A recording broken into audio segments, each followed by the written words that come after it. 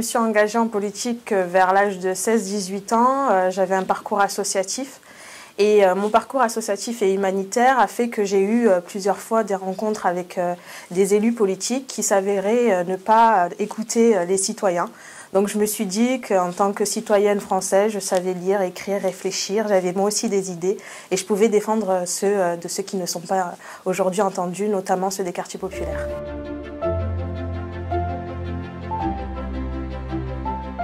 Lorsque j'ai vu que mon aile gauche et mon parti ne suivaient pas en fait la ligne pour laquelle je m'étais engagée, j'ai décidé, dès la création du mouvement de la France Insoumise, de m'allier à ce mouvement et de militer par tous les moyens possibles pour faire monter la voix du peuple qui souffre aujourd'hui.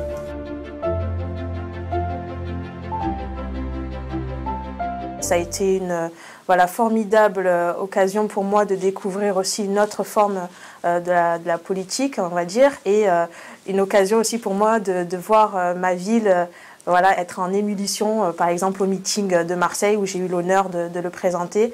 Ça a été, je pense, le plus beau jour pour moi en politique.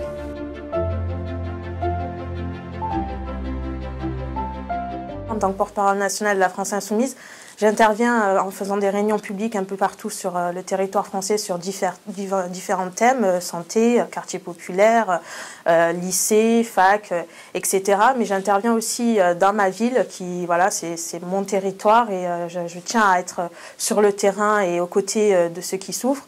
J'interviens aussi au niveau associatif avec différentes associations, avec des formations pour les jeunes et les moins jeunes. La dernière, ça a été dans des collèges, dans des centres sociaux où on explique un peu aux jeunes qu'est-ce que la citoyenneté, le vivre ensemble, la démocratie.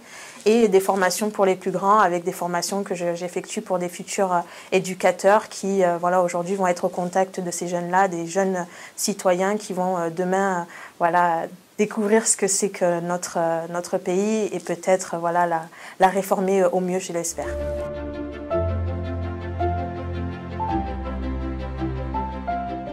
Une politique qui a, comme toujours et depuis très très longtemps, abandonné une frange de la population marseillaise, à savoir les quartiers populaires. On le voit bien, on laisse les problèmes dans le nord, on essaye de ne pas s'en occuper. Pas longtemps, je suis allée au Rosier, j'ai vu les logements insalubres, j'ai vu plusieurs situations qui n'étaient pas humaines. Et aujourd'hui, on dit stop à ce monde qui laisse toujours les plus démunis et les mêmes sur le côté.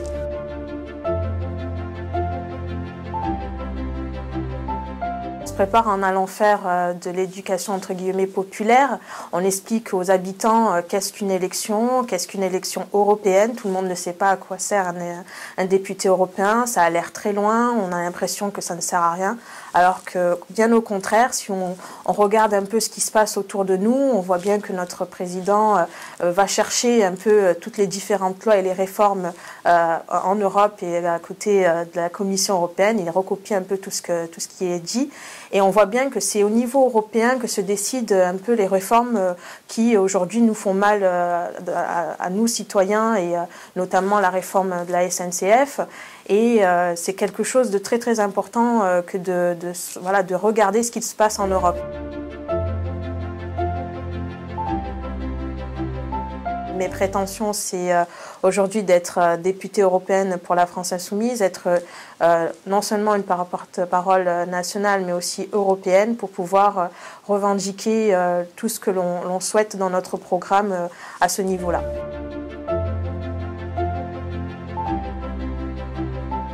J'espère être éligible et être dans les têtes de liste. Après, c'est le comité et surtout les insoumis qui décideront de par leur vote et j'espère qu'ils me feront confiance.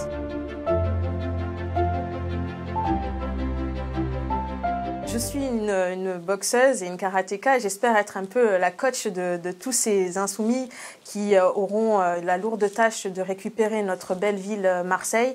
J'espère pouvoir impulser de par mes compétences et mes capacités peut-être de terrain. Et j'espère aujourd'hui pouvoir impulser toutes ces listes-là pour que demain Marseille soit insoumise.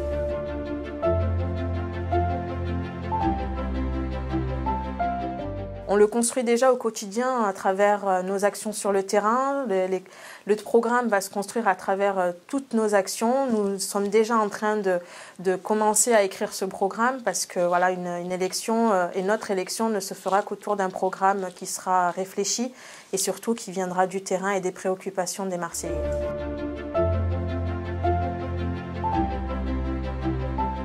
Sincèrement, je crains l'abstention. Notamment, on parlait des élections européennes.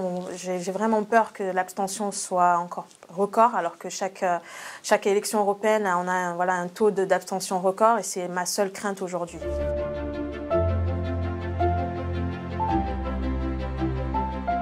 Les Républicains, on a beau dire ce qu'on veut, ils sont peut-être pas unis, on le voit à travers les médias, mais on sait qu'ils savent faire une campagne, ils savent comment garder leur ville, ils ne vont pas laisser la ville basculer vers l'insoumission. Donc je pense que voilà, ça va être une bataille très dure. Nous sommes unis, préparés et nous avons hâte de combattre contre voilà, toutes les forces politiques qui seront devant nous. Bien évidemment, il a la prétention de pouvoir être maire de Marseille. Après, il a la prétention aussi d'être notre président de la République et c'est mon souhait et c'est le souhait de beaucoup de personnes. Ensuite, voilà, c'est à lui seul de décider en son âme et conscience quelle est la place qu'il va vouloir voilà, défendre demain et on saura quand il aura décidé. La réforme de l'université avec Parcoursup qui va mettre des milliers de bacheliers sur le carreau qui ne pourront pas aller à l'université. Et aujourd'hui, notre seule richesse en France, c'est notre intelligence. On aspire à devenir les leaders de ce monde et aujourd'hui, au lieu voilà, de mettre les moyens dans l'université, on préfère mettre les moyens sur l'ISF et récolter 3,5 milliards d'un côté et donner 3,5 milliards à l'ISF. Je trouve ça injuste.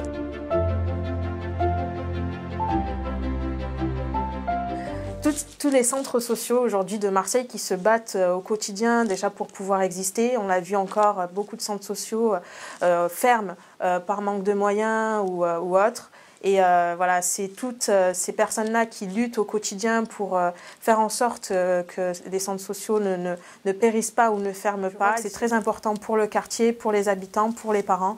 Et j'espère qu'aujourd'hui, voilà, on sera à leur côté si demain, encore une fois, on a envie de fermer ce cœur de la République.